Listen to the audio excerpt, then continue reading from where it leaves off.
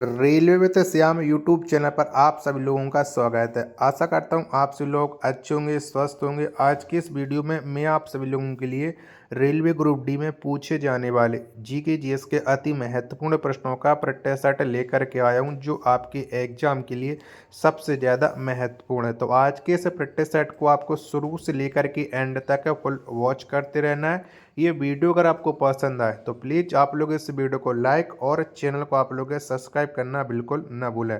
और comment box में आपको अपना स्कोर जरूर बताना है कि आपने कितने प्रश्न सही किए हैं। तो चलिएगा फिर शुरू करते हैं। तो पहला प्रश्न आ जाता है कि राज्य पुनर्गठन आयोग के अध्यक्ष कौन थे। तो बताओ इसके अध्यक्ष कौन थे राज्य पुनर्गठन आयोग के। तो इसके जो अध्यक्ष थे वो थे फजल अली, यानी पहले प्रश्न का बी ऑप्शन करेक्ट आंसर हो जाएगा। दूसरे नंबर का प्रश्न आ जाता है कि भाषा के आधार पर गठित भारत का प्रथम राज्य कौन है। तो बताओ कौन सा है। तो भाषा के आधार पर गठित होने वाला जो भारत का प्रथम राज्य हो जाता है वो हो जाता है आंध्र प्रदेश। प्रश्न संख्या 2 का डी ऑप्शन राइट आंसर हो जाएगा। अगला प्रश्न प्रश्न संख्या 3 है कि भारत में नागरिकता किस प्रकार की है। तो बताओ कैसी है भारत में नागरिकता। प्रश्न संख्या 3 का राइट आंसर क्या हो जाएगा। तो भारत में एकल नागरिकता, 3 का ए ऑप्शन राइट आंसर हो जाएगा। चौथे नंबर का प्रश्न आ जाता है कि भाषाई आधार पर राज्यों का पुनर्गठन कब किया गया। तो बताओ कब हुआ था। तो भाषाई आधार पर राज्यों का जो पुनर्गठन हुआ था वो 1956 में हुआ था। चौथे प्रश्न का डी ऑप्शन करेक्ट आंसर हो जाएगा। अगला प्रश्न प्रश्न संख्या 5 में आ जाता है कि भारतीय संविधान की 8वीं अनुसूची में कुल कितनी भाषाओं को सम्मिलित किया गया है। तो बताओ कुल कितनी भाषाएं शामिल है भारतीय संविधान की 8वीं अनुसूची के अंतर्गत। तो इसमें टोटल 22 भाषाओं को सम्मिलित किया गया है। 5 का डी ऑप्शन करेक्ट आंसर हो जाएगा। छठवें नंबर का प्रश्न है कि मूल संविधान की 8वीं अनुसूची में कुल कितनी भाषाएं सम्मिलित हैं। तो बताओ अभी हाल पूछा गया तो वही प्रश्न को घुमा फिरा करके पूछा गया फिर से, लेकिन इसमें शुरुआत में पूछा गया था। तो मूल संविधान की 8वीं अनुसूची में कुल 14 भाषाएं शामिल थीं। तो छठवें का ए ऑप्शन करेक्ट आंसर हो जाएगा। प्रश्न संख्या 7 आ जाता है कि किस संविधान संशोधन के द्वारा नागालैंड को राज्य बनाया गया। तो बताओ कौन से संविधान संशोधन के तहत नागालैंड राज्य बना था। 7वें प्रश्न का राइट आंसर क्या हो जाएगा। तो ये बना था 13वें संविधान संशोधन के तहत। 7 का बी ऑप्शन राइट आंसर हो जाएगा। 8वें नंबर का प्रश्न आ जाता है किस संविधान संशोधन के द्वारा गोवा को पूर्ण राज्य का दर्जा मिला। तो बताओ कौन से संविधान संशोधन द्वारा मिल गया था गोवा को पूर्ण राज्य का दर्जा। तो ये मिला था 56वां संविधान संशोधन के तहत। 8 का ए ऑप्शन राइट आंसर हो जाएगा। 9वें नंबर का प्रश्न आ जाता है नागरिकता से संबंधित कानून किस देश के संविधान से लिया गया है। तो बताओ कौन से देश के संविधान से नागरिकता से संबंधित कानून लिए गए। 9वें प्रश्न का राइट आंसर क्या हो जाएगा। तो ये लिए गए हैं इंग्लैंड से। 9 का डी ऑप्शन राइट आंसर हो जाएगा। 10वें नंबर का प्रश्न है कि भारतीय संविधान की संघीय व्यवस्था किस देश के संविधान से लिया गया है। तो बताओ कौन से देश के संविधान से ये संघीय व्यवस्था ली गई है। 10वें प्रश्न का राइट आंसर क्या हो जाएगा। तो ये लिए गए हैं कनाडा से। 10 का सी ऑप्शन करेक्ट आंसर हो जाएगा। 11वें नंबर का प्रश्न कि सिंधी भाषा को किस संविधान संशोधन के द्वारा 8वीं अनुसूची में जोड़ा गया। तो बताओ कौन से संविधान संशोधन के द्वारा इन्हें जोड़ा गया था। 11वें प्रश्न का राइट आंसर क्या हो जाएगा। तो ये 21वें संविधान संशोधन के द्वारा सिंधी भाषा को जोड़ा गया था 8वीं अनुसूची में। 11 का डी ऑप्शन राइट आंसर हो जाएगा। 12वें नंबर का प्रश्न आ जाता है नागरिकता किस सूची का विषय है। तो बताओ कौन सी सूची का विषय है नागरिकता। नागरिकता ये संघ सूची का विषय है। 12 का डी ऑप्शन राइट आंसर हो जाएगा।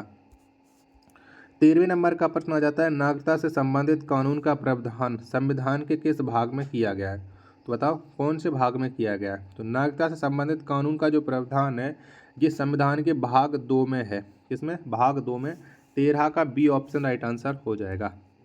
चलिएगा अगला प्रश्न आ जाता है आपके सामने। प्रश्न संख्या है 14। शिक्षा को मौलिक अधिकार के किस अनुच्छेद के तहत प्रदान किया गया है। तो बताओ कौन सा अनुच्छेद के तहत प्रदान किया गया है। 14वें प्रश्न का राइट आंसर क्या हो जाएगा। तो ये प्रदान किया गया अनुच्छेद 21 का में। 14 का डी ऑप्शन राइट आंसर हो जाएगा।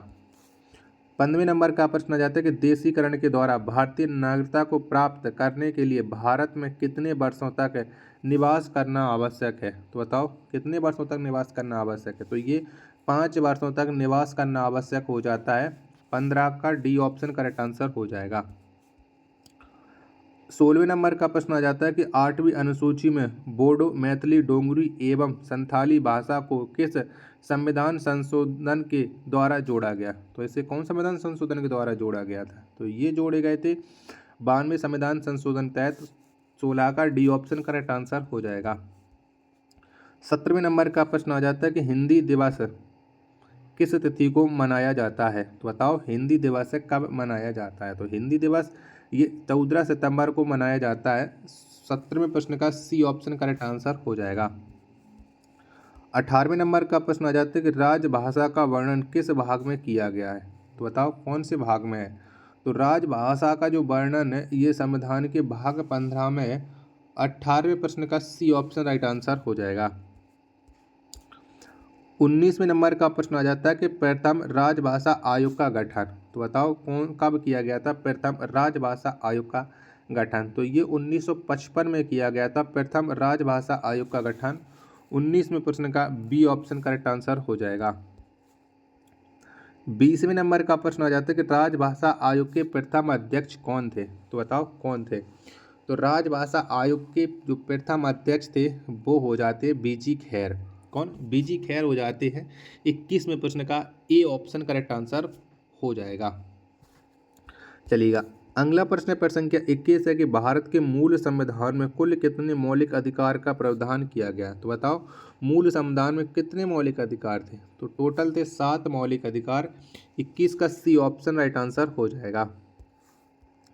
22वें नंबर का प्रश्न आ जाता है कि राज्य सूची में कुल कितने विषय हैं। तो बताओ कुल कितने विषय हैं राज्य सूची में। तो इसमें कुल विषयों की संख्या है 61। 22 का बी ऑप्शन करेक्ट आंसर हो जाएगा। 23वें नंबर का प्रश्न आ जाता है कि प्रेस की स्वतंत्रता किस अनुच्छेद में वर्णित है। तो बताओ कौन सा अनुच्छेद में प्रेस की स्वतंत्रता का वर्णन किया गया है। तो ये किया गया है अनुच्छेद 19 के 1 के काम है, यानी 23 का बी ऑप्शन राइट आंसर हो जाएगा। अगला प्रश्न आ जाता है प्रश्न संख्या 25 से कि चौथा स्तंभ के नाम से किसे जाना जाता है। तो बताओ कौन जाना जाता है।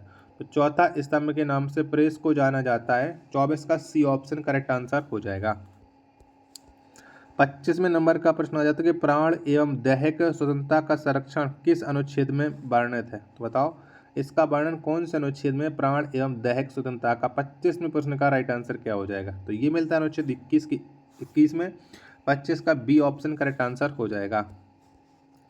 26वें नंबर का प्रश्न आ जाता है कि संघ सूची में कुल कितने विषय हैं। तो बताओ कुल कितने विषय हैं। तो संघ सूची में जो कुल विषयों की संख्या है वो हो जाती है 100। 26 का ए ऑप्शन करेक्ट आंसर हो जाता है। 27वें नंबर का प्रश्न है कि मौलिक अधिकार भारतीय संविधान में किस देश के संविधान से लिया गया है। तो बताओ इन्हें कौन से देश के संविधान से लिया गया है।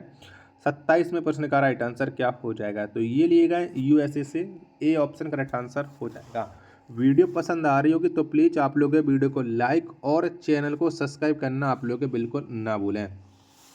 28वें नंबर का प्रश्न है कि शिक्षा का मौलिक अधिकार कब से पूरे भारत में लागू किया गया है।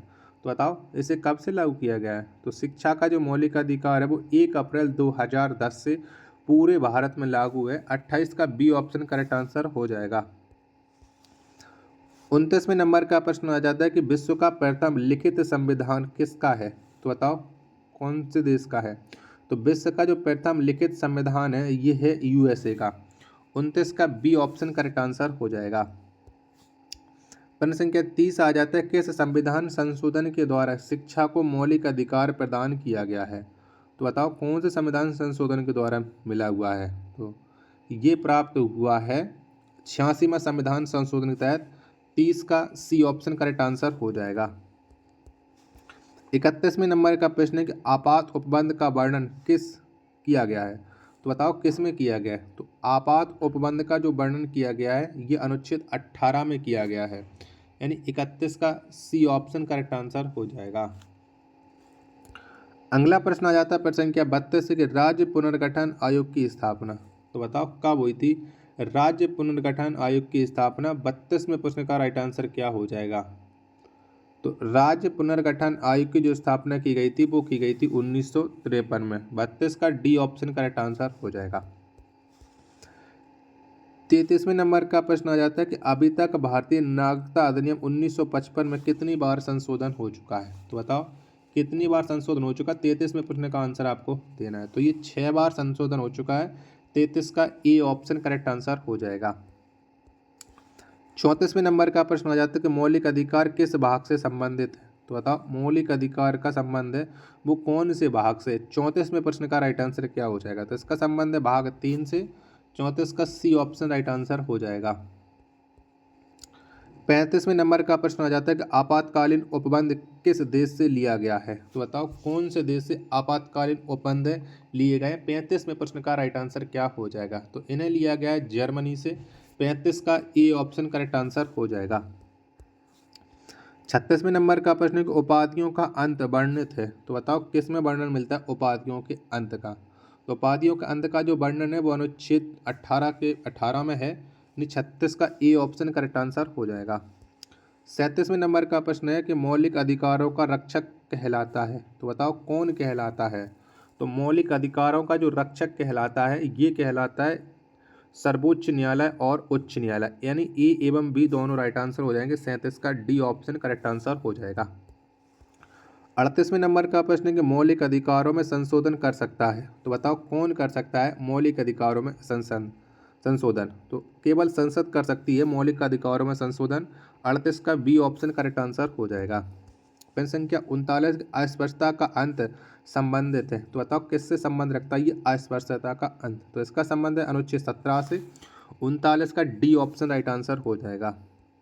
प्रश्न संख्या 40 और अंतिम प्रश्न आज के सेट का कि पहला नागरिकता संशोधन बिल कब पारित किया गया था? तो बताओ कब आया था? तो पहला नागरिकता संशोधन बिल ये पारित किया गया था 1955 में, यानी 40 का ए ऑप्शन करेक्ट आंसर हो जाएगा। आशा करता हूँ कि ये वीडियो आपको ज़रूर पसंद आई होगी। तो प्लीज़ आप लोग इस वीडियो को लाइक और चैनल को आप लोग सब्सक्राइब करना बिल्कुल ना भूलें। मिलते हैं पर अपने एक और नेक्स्ट वीडियो के साथ। तब तक के लिए धन्यवाद। जय हिंद, वंदे मातरम।